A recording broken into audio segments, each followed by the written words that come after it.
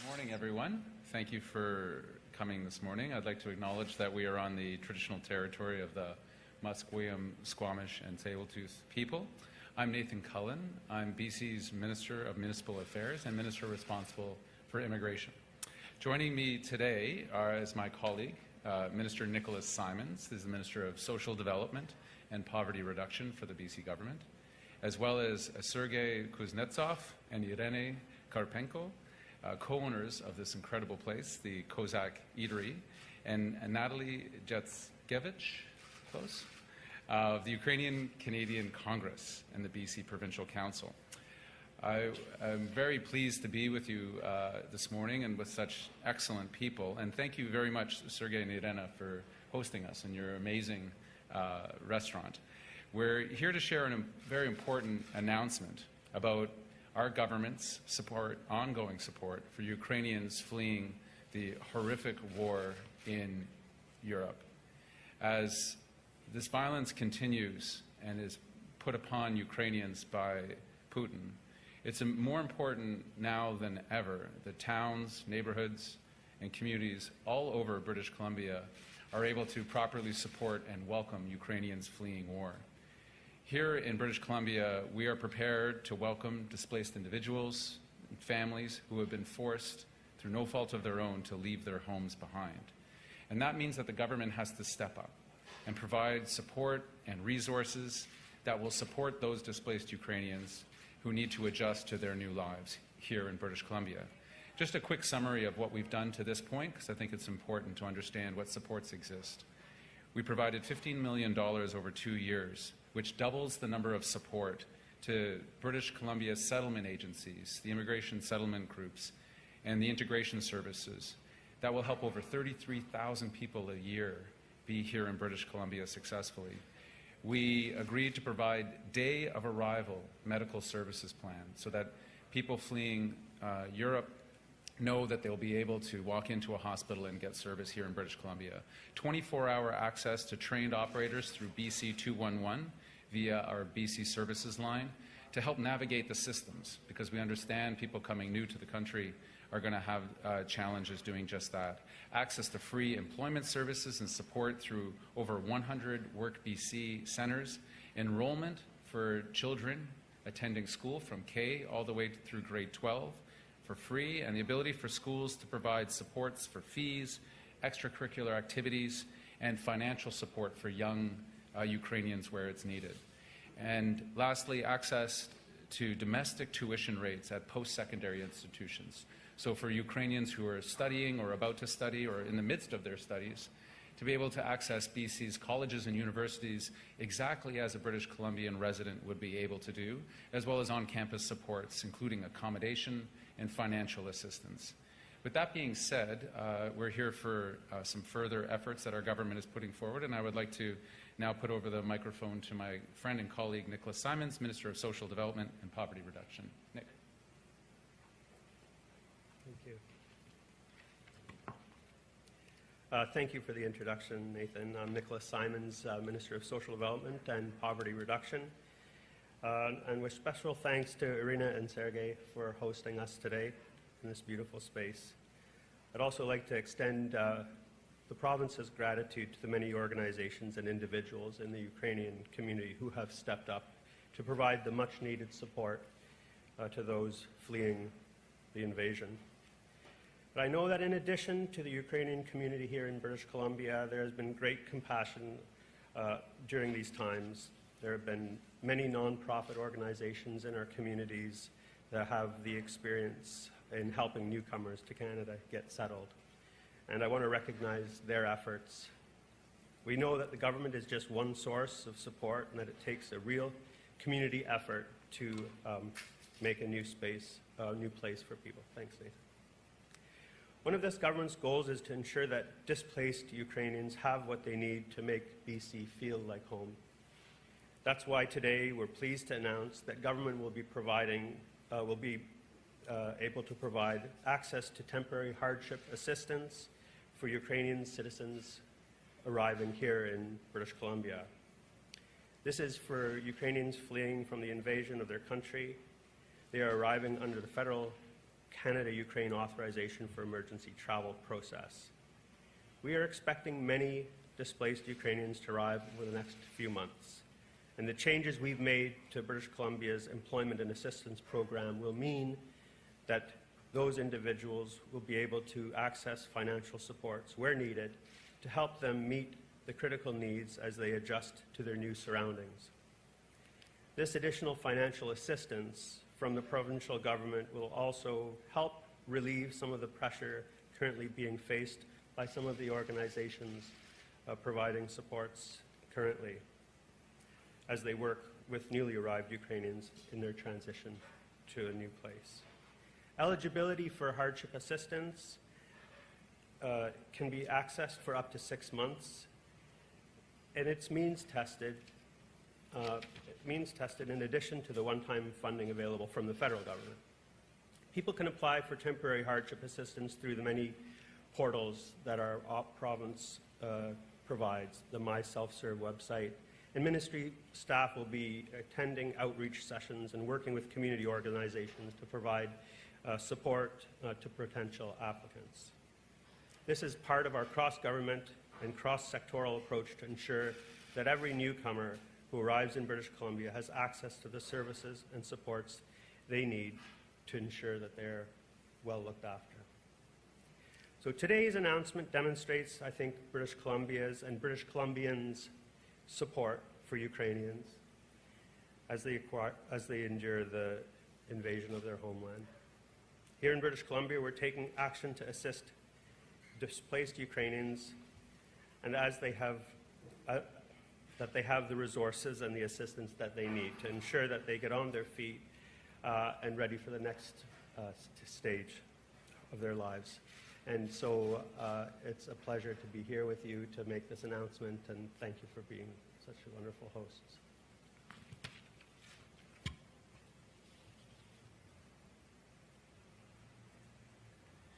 Thank you very much, Nicholas. This is a significant piece of the puzzle for Ukrainians and supporting them when they arrive here in British Columbia.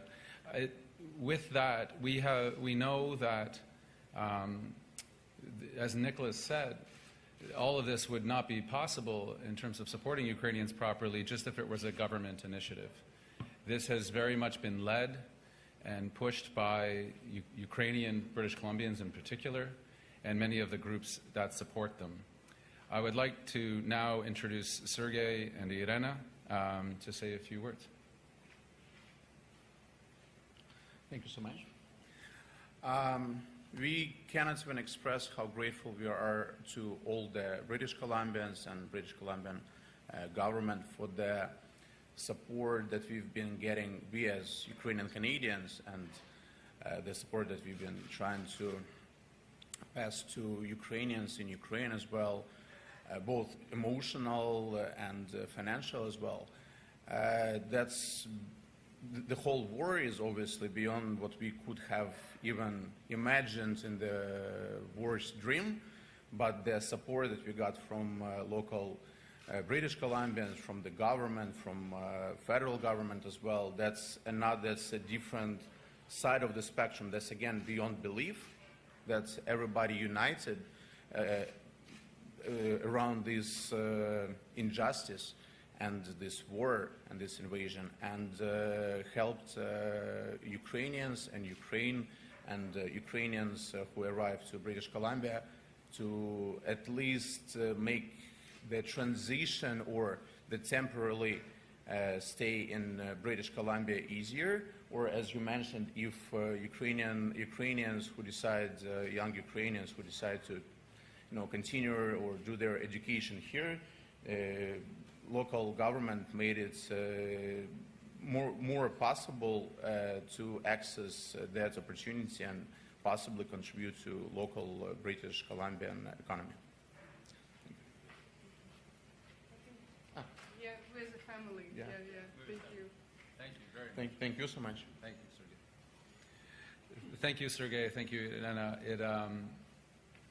It's incredible. I just by happenstance had some time with a government minister from Ireland this morning, and we talked about what is happening in Europe with respect to support. And it very much gives me the sense of that global initiative in supporting Ukraine against the Russian aggression, because we can all see the horrors on the news every night. We saw recently the bombing of indiscriminate bombing of a shopping mall by the Russian army, killing many, many people. It makes me so proud as a British Columbian to see the support that is coming your way as Ukrainian British Columbians in all sorts of manners, officially from government, federal government, provincial, and also from communities. One of our staunchest allies and biggest promoters and encouragers has been the Ukrainian Canadian Congress here in BC. I would like to now invite Natalie to say a few words. Thank you. Dear British Columbians, dear Ukrainian Canadian community in BC, dear Ukrainian newcomers to British Columbia, Minister Cullen, Minister Simons, Sergei, Irina, thank you for joining us today for this very important for our Ukrainian Canadian community in BC announcement. Since February 24th, over 4 months, Russia is carrying massive deadly attacks that target civilians with bombings, rocket strikes, air attacks all over Ukraine in brutal attempt to sow terror, chaos and break resistance of Ukrainians. The number of victims is mounting every day. Millions are internally displaced and millions have to flee country. Over 200,000 of those who fled Ukraine see Canada as their safe haven and have applied for the Canada-Ukraine Authorization for emergency travel visa that would allow them to temporarily stay here in Canada for up to 3 years. And up to date, our community volunteers have helped over 2,000 displaced people from Ukraine with settling in our beautiful province. Many of them are mothers with young children or grandparents with grandkids whose parents are staying in Ukraine and fighting for its territorial integrity and independence. Some of them came here just with their backpacks containing their documents and most necessary items. Since the beginning of Russia's brutal aggression against Ukraine, BC communities and our provincial government have been offering unwavering support for the Ukrainian people who are fleeing war and choose our province as their safe temporary home. Immense efforts have been made to ensure that families and individuals from Ukraine seeking safety in BC have the services and supports needed to settle, to integrate here, and to succeed in our province and contribute to our provincial well-being. Ordinary British Columbians open their hearts and their homes for displaced people from Ukraine. And we are overwhelmed and humbled by the support we receive from many local communities in forms of short-term accommodations, clothing, food, furniture, and other in-kind donations. Our province takes Ukrainian children in our schools, in our summer camps, provide families with trauma counseling, ensures that their medical needs are met from day one of their arrival through MSP, that settlement services receive adequate funding, and you just talked about that, to address the resettlement needs of all newcomers, not just British Columbians, all newcomers, everybody who comes here and finds British Columbia as a safe and supporting home for them. Today, the Ukrainian Canadian Congress British Columbia Provincial Council, on behalf of our 230,000 strong community, welcomes BC government decision to provide hardship assistance and supplementary benefits for newcomers who enter BC under the Canada-Ukraine Authorization for emergency travel.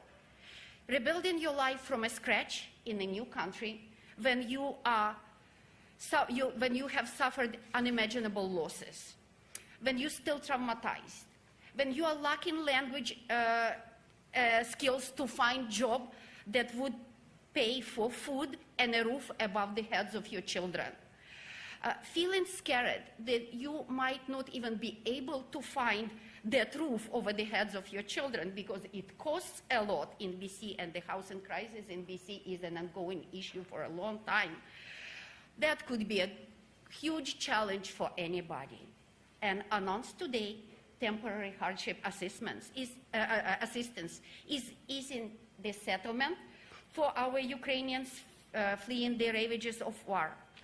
This important step guarantees that displaced Ukrainians will have their most immediate needs addressed while they are resettling here with us. Your support, government support, empowers us and gives us hope that together we can help Ukrainian defenders to stay strong while we keep their families and children safe here in British Columbia. We believe that we will always be stronger together. Thank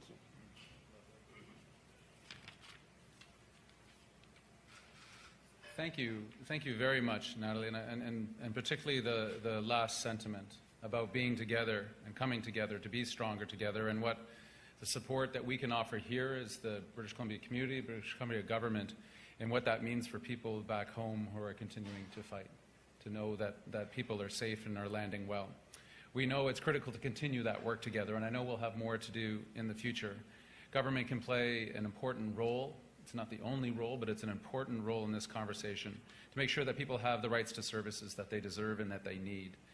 Thank you again for everyone who joined us today. It's very rewarding, I think, for Minister Simons and I to be able to know that what efforts we're making in the response to the request from the Ukrainian community is having the right effect on the lives of people who have gone through so much tragedy and trouble.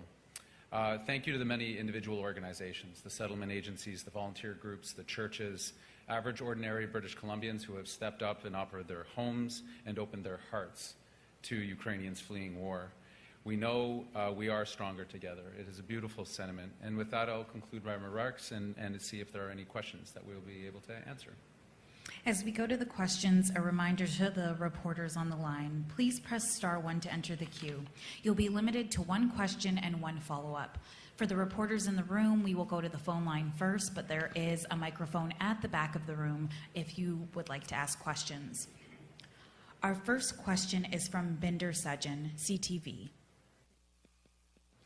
Hi there. I was just wondering if you can tell me how quickly this money could get into the hands of people who need it, and how the financial support announced here compares to assistance rates for British Columbians. Thank you for the question, Binder. First, I just want to emphasize that the federal government is providing supports on initial arrival, and once those supports have been exhausted, the Ukrainian people will be eligible to apply, and that funding will become soon after the application is made. And they can make that application online. They can do so in our offices. We have people who can provide assistance in filling out the necessary forms. So that support should be uninterrupted between the federal and the provincial supports. Binder, do you have a follow-up? I do, and just on another topic, as you know, John Horgan is stepping down, and I'm wondering if either one of you, if people have been talking to you about potentially running for the leadership. I'll start, Nathan. Thank you for that. You know, yesterday we had a meeting with the Premier, my colleagues from caucus, as well as my cabinet colleagues, and we heard the Premier make his announcement. We were thinking of him, and we're grateful for the contributions he's made, and we'll continue to make until the new leader is chosen, and that's the focus. We're grateful for his support, and I think the focus for all of me and my colleagues is to just to reflect on his leadership, and so no thought or process has gone into the next part of your question. Thanks, Binder.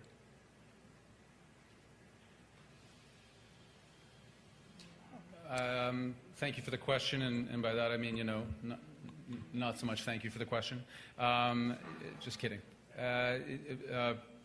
Very much what Nicholas had to say. I'm still in processing mode, I think, actually. We were having our cabinet meeting yesterday talking about the need to address affordability and the housing crisis that we're talking about as well here today. And then our meeting took a different turn, and the Premier made his announcement. Personally, I'm of very mixed feelings. I'm sad. I came back into politics at the request of Mr. Horgan. He's a persuasive guy, and his leadership has meant the world to me, and I think to our province, in our ability to navigate some incredibly trying times and come out the best of any province in our country, economically and socially. I'm mixed because I'm also glad for him and for Ellie.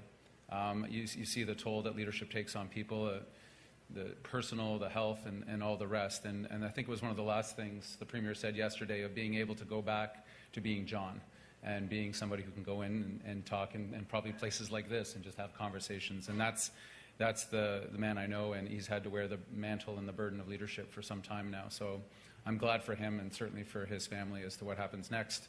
It's just too soon to tell. Our next question is from Richard Zussman, Global News. Richard, go ahead. Thank you, guys. And just, I have a leadership question as well, but I do want to ask about the announcement. Yeah, I know there's been a lot of pressure. We don't know how many refugees are coming. Like, how are we managing with these uncertain numbers, and do we expect any ebbs and flows here? And how are we sort of working through not just the hardship funding, but also finding housing, which I know has been very difficult? Yeah, I think I understand your question, Richard. From the beginning, it's been the federal government who has launched this program, which we support. It's a fast-track process to make sure that people can get out of Europe, often Poland and other neighboring countries, and come to Canada in an expedited way. We supported that. One of the challenges with a fast-track program like this is our inability to know who's coming, when they're coming, where they might be going in British Columbia, and to do our best to be ready for them and welcome them without our knowledge of arrangements that have been made. Natalie can probably speak to this, that often the connections between Ukrainians and Canadians, British Columbians, are made without government's knowledge or any of the settlement agencies or the BC Congress. So we remain adaptive and flexible. The announcement this morning, I think, is the safety net underneath everybody coming. So whatever circumstances they thought they were coming to, maybe things change. The challenges of housing, not so much on jobs. We have some good training programs that are happening. The BC economy is doing extraordinarily well. I don't know what the experience here is at the restaurant, but we seem to be constantly looking for people. And the welcome from businesses in BC for Ukrainians to come and work has been exceptional. I'm sure there'll be some challenges, but we just have to remain adaptive, and our expectation remains that in the order of tens of thousands of Ukrainians will make their way to British Columbia, and that will present amazing challenges, but also the privilege of being able to help out, which is something that I think we all share. I don't know, did you want to add anything to that, Natalie, just in terms of the landing and the numbers? Thank you for your question. I think Minister Cullen covered most of your question. As I mentioned previously, over 200,000 displaced Ukrainians applied for the Canada-Ukraine Authorization for emergency travel, and we expect that about 10% of them, 10-11% of them will settle in British Columbia. Those who has been settling here already. It's about 2,000 people. Most of them are settling in Vancouver, Victoria, Greater Vancouver, Victoria, Kelowna, Vernon, and a couple of other smaller places. They receive amazing community support, and the settlement services are working really hard to provide them with many services needed for the initial settlement here. And as I mentioned, the greatest challenge is housing. Housing is the greatest challenge for every British Columbian here, including newcomers from Ukraine. Richard, do you have a follow-up? I do. It's from Minister Cullen. You joked when Binder asked the question, you're not happy to take it. You've been through this a few times at the federal level. Are you going to run? Are you not going to run? What would Nathan Cullen of the past, the one that went through these questions 2 times round for federal leaderships. What advice would that Nathan Cullen give to the Nathan Cullen today as you contemplate whether you should run for the provincial leadership? That's a very philosophical and existential question, Richard. What would my former self give as advice to my current self? I would probably just repeat the advice that the late Jack Layton gave me at one point in my career, which is to whenever somebody asks if you're running for office or for leadership or anything, say thank you, first of all, because it's a compliment. And never say never, because that's a foolish thing to say, because you don't know. My focus right now, though, honestly, Richard, is the work that we have in hand. And very much, as Nick said, we got the news yesterday afternoon and the digesting of it. My sincere and primary hope was that John Horgan was going to take us through the next election. I think he's certainly the best New Democrat leader I've ever served with, maybe with he's competing with Jack. But in terms of our province and his handling of so many things, that was my sincerest hope. And like I said earlier, I'm filled with gratitude and appreciation for the sacrifices that he and Ellie have made over many years. And so I'm happy for them. They're going to have some more time with the kids and walks on the beach. Katie DeRosa, Vancouver Sun.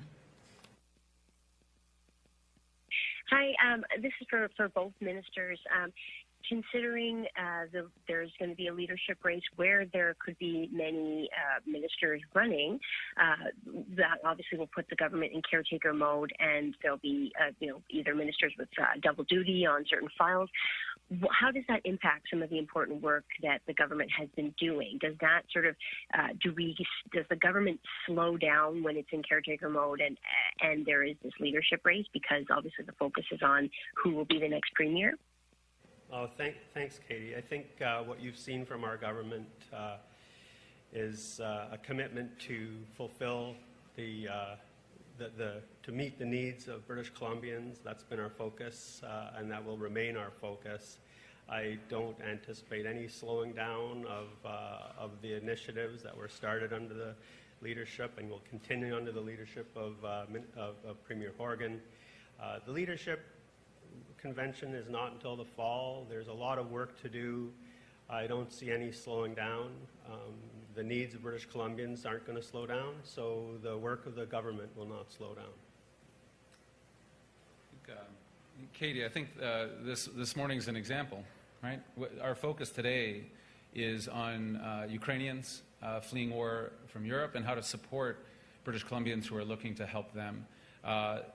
That's front of mind because of the urgency and the need for what's happening. We know what the public expect of us. The public expect of us to continue to serve this province in the best way that we are capable as a cabinet and as a government. And that's what we'll continue to do. Leadership races are exciting times because you have lots of energy and new ideas, and all of that can be very positive. But there's no sense that I get from cabinet colleagues of concern for where the priorities lie. And our priorities remain with issues like what we're talking about here today, helping Ukrainians fleeing war, tackling the housing crisis, dealing with the cost of living pressures that so many British Columbians are under. And as Nick said, Premier Horgan isn't going anywhere right now, and he's at work today, and he'll be at work tomorrow. Katie, do you have a follow-up? Yes, obviously the NDP has made diversity and equity a central plank, and obviously there's the diversity and equity-seeking mandate for MLAs. But should that principle be applied when selecting the new leader of the NDP? Should it be from an equity-seeking group? Yeah, that's a decision and discussion for the party executive. They're the ones that set the rules for our conventions, for our nomination process, and for the leadership race. And so I have total confidence in our president, Aaron Humuksa, who will be working with our executive to make the race exciting, fair, and I'm sure as diverse as possible. That concludes today's event. Thank you so much. Thanks, everybody.